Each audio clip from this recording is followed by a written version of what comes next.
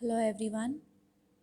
In this particular video, we will be learning about software testing. Now, there are various things which will be covered in this particular topic or this chapter altogether. So, the various things which we'll be learning in this chapter, software testing, are what do you mean by software testing, how to carry out software testing, different types of software testing techniques, or different terms and terminologies with respect to software testing. So, all these things we will be learning in this particular chapter. So, for today's lecture, we will start with the basics of software testing. First of all, what is the need of software testing, or why do we require software testing for a given project or for a given product? Software testing is very much mandatory, very much required, as it lists out all the errors or bugs in the given product or project. So there are different types of software testing techniques. So all these different types of techniques are implied at various points in the project, and they tend to eradicate all the different errors which are there in the existing software or the existing project. So, software testing is very much required to ensure that your project or your product has a very good quality. So, for quality maintenance, software testing is a must. You cannot actually ignore certain small errors which can degrade the quality of your product. Like your product should be having a proper quality up to a particular given standard as per the customer's requirements, and hence testing is a must. All right, so let's proceed. First of all, let's look into what is the definition of software testing. So, software testing is defined as the process of analyzing a software item to detect the differences between existing and required conditions and to evaluate the features of the software items. So, the main goal of software testing, as you see in this particular definition, is to find out the difference between the existing work what you have done and what you are expected to do or what you are required to do. And these differences in technical terms are called as bugs or errors, and hence you have to actually evaluate each of the software item to find out all these bugs, and this entire process of analyzing is called as testing. So when we say testing, it could be testing one part of the software, one particular software item, or it could be entire software or the entire product. So it depends on what type of testing you apply. The next definition could be, you could define software testing as the process of analyzing a program with the intent of finding errors. Or you could also define it as testing is a process of executing a program with the intent of finding errors or bugs. So, this is the definition of the term software testing. Alright, now let's go into more details about testing. First of all, let's look into what are the objectives of software testing. So, the main objective of the software testing process is to obviously test the code. But in this, there are more other objectives which you have to focus on. So basically the first objective is that testing is a process of executing a program, obviously with the intent of finding an error. The second objective is that a good test case is the one which has a high probability of finding an yes yet undiscovered error. So the second objective, okay, as you see on the slide, says that a test case or the testing, your testing performed should have a very high probability of finding all the undiscovered errors.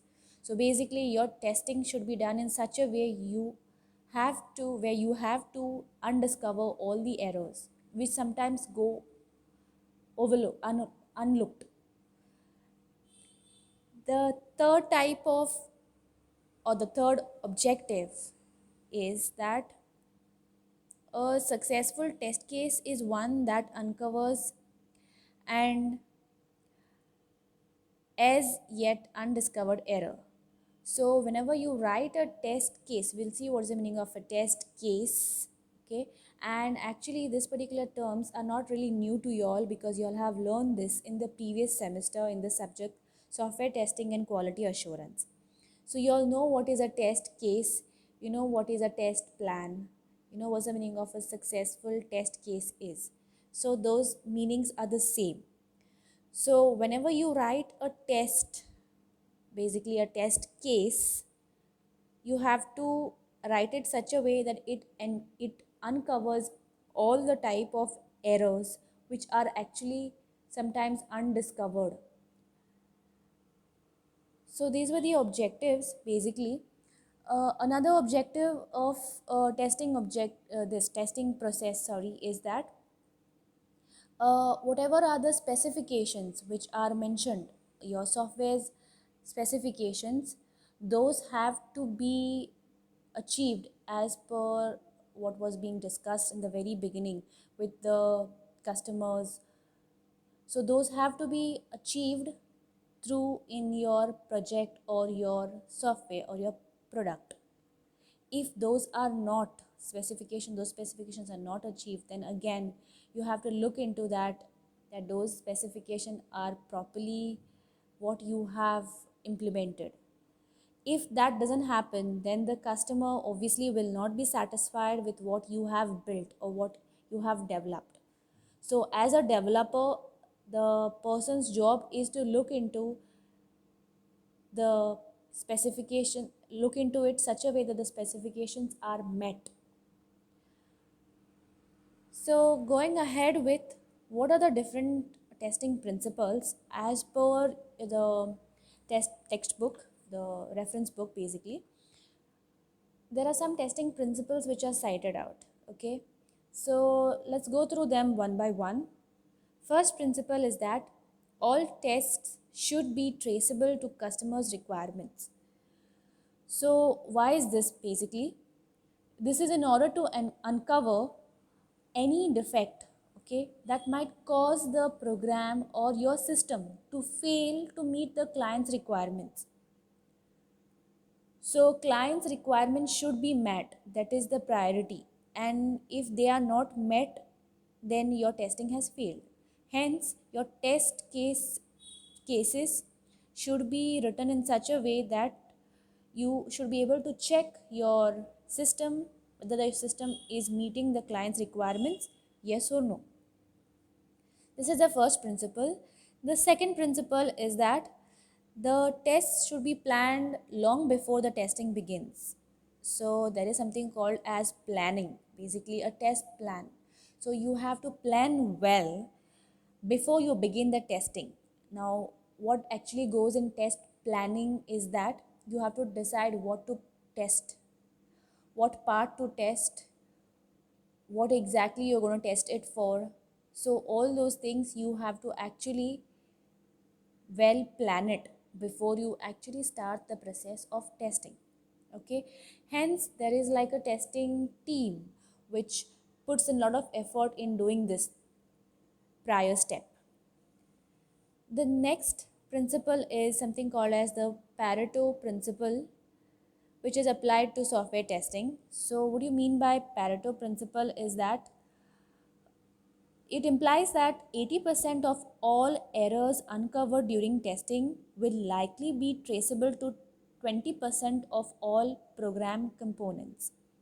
What you mean by this is that if there are 80% of errors and they are uncovered, they are overlooked during testing, those 80% of errors will then result in like 20% of your program or your project's components, and those 20% of your project basically will be having some kind of fault.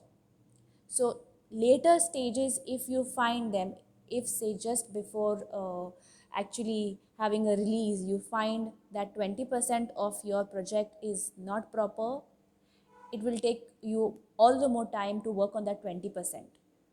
So hence it's best to find out or detect errors well in advance so that they don't lead to something which is more difficult to sort out in the later stages. The fourth principle is that testing should begin in small and progress towards testing in the large. So we'll learn the different types of testing basically. So testing happens like in small parts first, basically on individual components, and then testing progresses to find errors more on bigger components like clusters of components or the entire system. So there are types of testing which you all, I think so you all have already learned previously. Like for example, unit testing is like something which you would perform on a smaller component, whereas something like say entire acceptance testing will be something which will be performed on the entire product or the entire project. So you start with the smaller components and then you keep on progressing till you finish the entire system or your entire project or product. The next principle is exhaustive testing is not possible. Now, if suppose you want to test a code, it is, however, not really possible to test every single path or every single line of code. So whenever you write the test cases, you have to write the test cases in such a way that generally basically you go through major of the loops.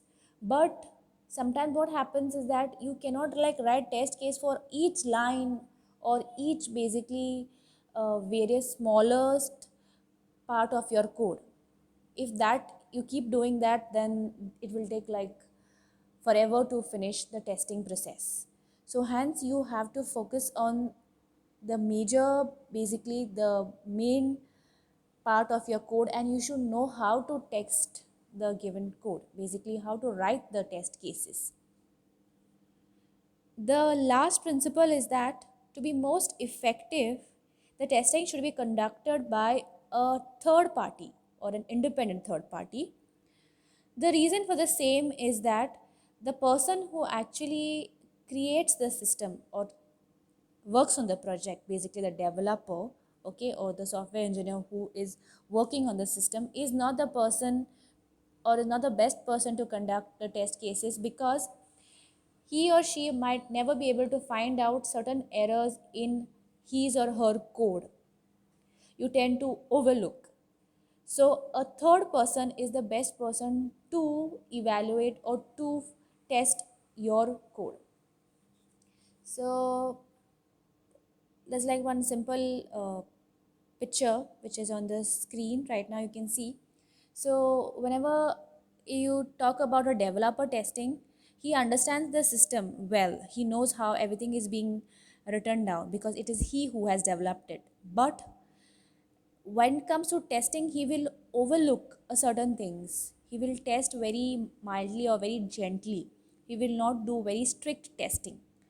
Whereas somebody who is a third person, who is like an independent tester, he first should learn about the system because he doesn't know the system. But he will attempt to find out all the flaws in that particular system, and hence you get a better quality. So, a third person testing always gives a better output when it comes to software testing. Moving forward with the next term is test plan. So, first of all, what is a test plan? Test plan is nothing but a document consisting of different test cases designed for different testing objects and different testing attributes.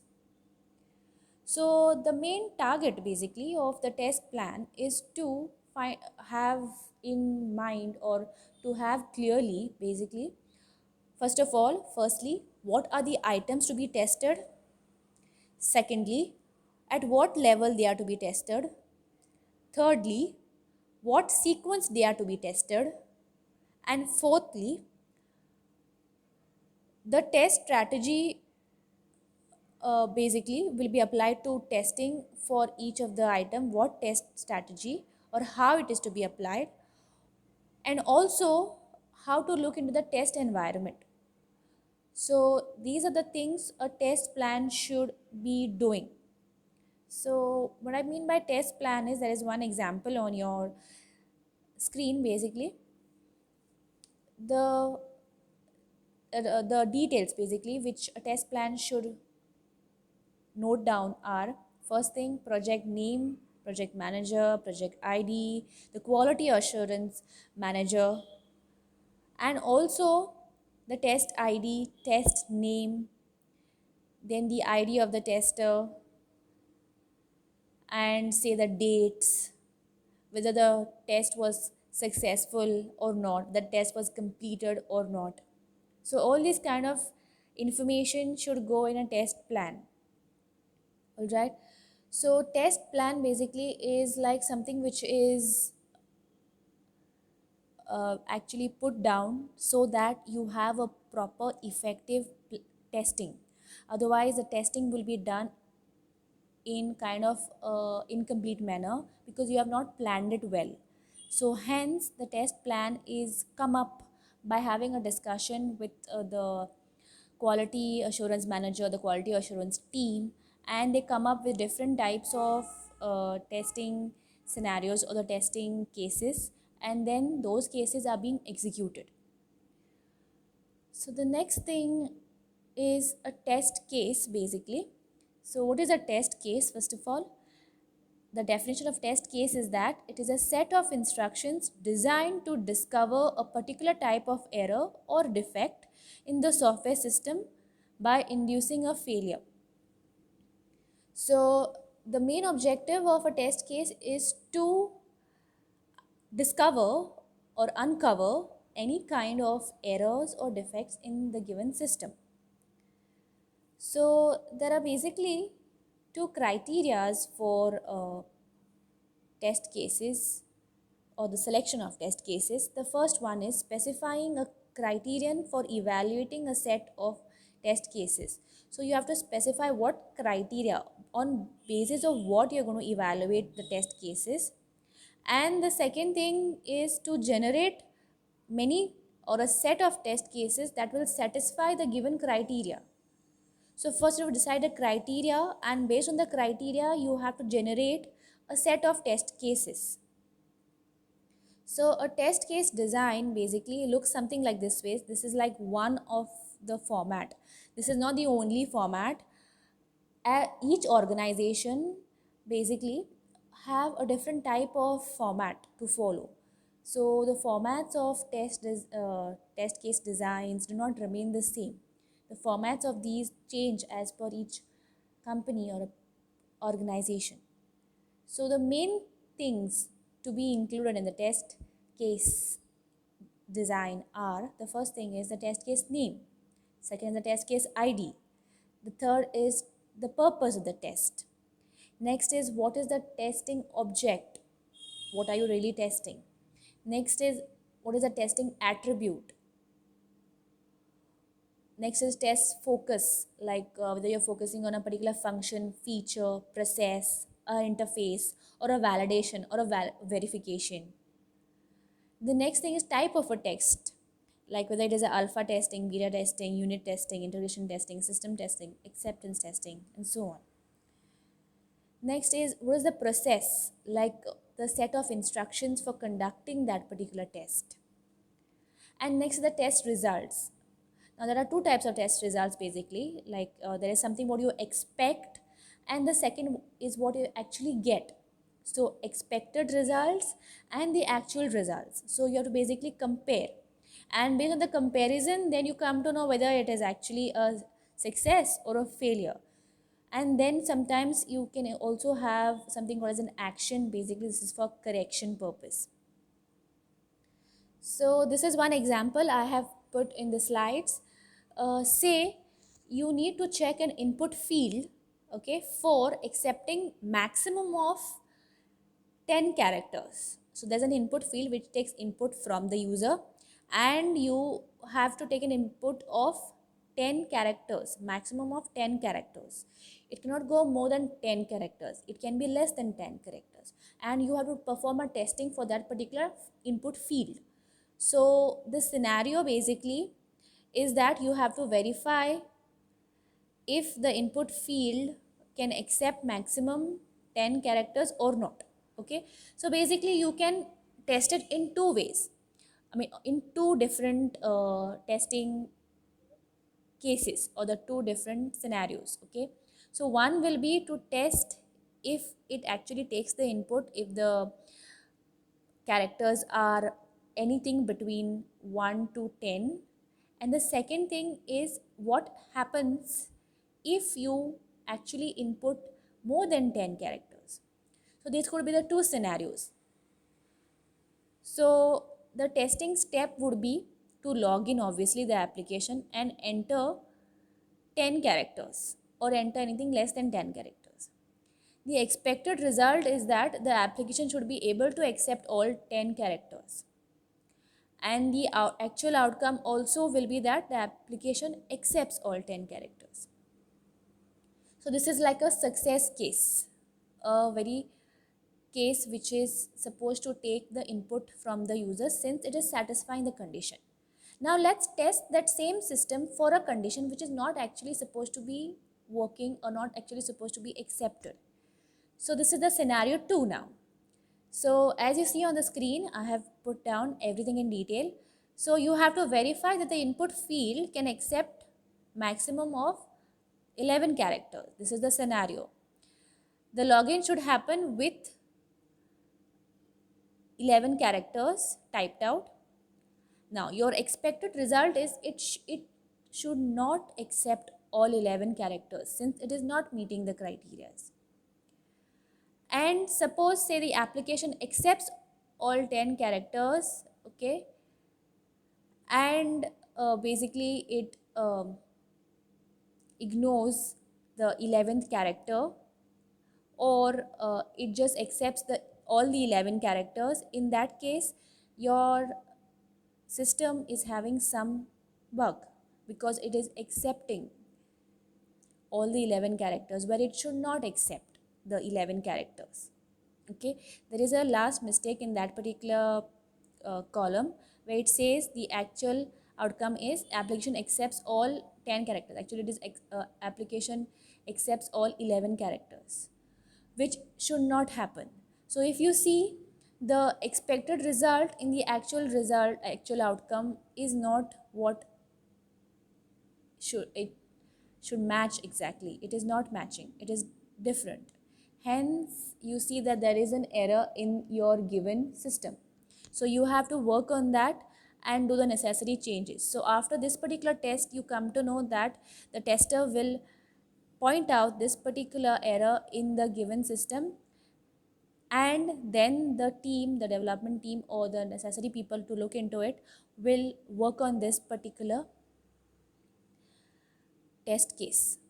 So this was one example.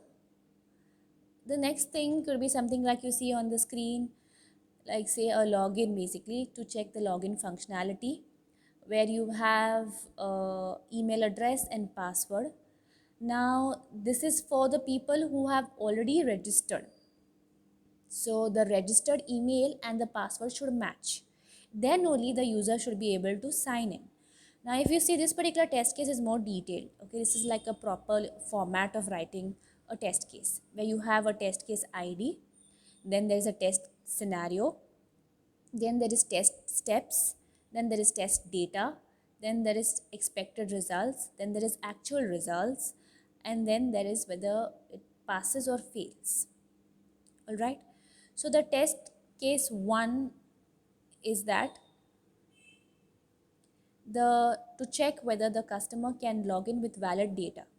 So what you do is you just the steps to do that is you log into that particular site, or you go onto that site, you enter the password, and you enter the email address, which is the user ID, and you click on whatever it is, sign in, submit, whatever. The test data is what is involved there. So the involved data is the user ID or the email address, and the second thing is the password. The expected result is that the user should be able to log in into the application because the test data is correct. If the actual results are as expected, then the test case passes. If not, then it fails. The second test case, you see the test case ID 2, basically is with a wrong user ID or a wrong email address basically. So here what happens is that since the user ID or the email address and the password does not match, the user should not be able to log in into this application. If this happens when you're testing, then the actual results are as expected, and hence the test case is a success. Basically, it passes. If with wrong user ID or say with wrong password, you are still able to log in or sign in, then there is some problem or error in the system or in the code. Hence, that particular case would be a failed case, or a case which is unsuccessful. And then that have to be looked into. So this is how the testing basically happens, where you have to write test cases for each of the functionality, and then you have to keep checking for it and check for the failure or the success. Now you can test basically for various things. You can test for like GUI, okay, various different fields, whether it's taking the input, accepting input, like you can see on the screen, whether it is say for the name, whether it is taking input of names properly, how many, what is the limit of it, whether it is taking in a name, it is taking numbers also, checking for that.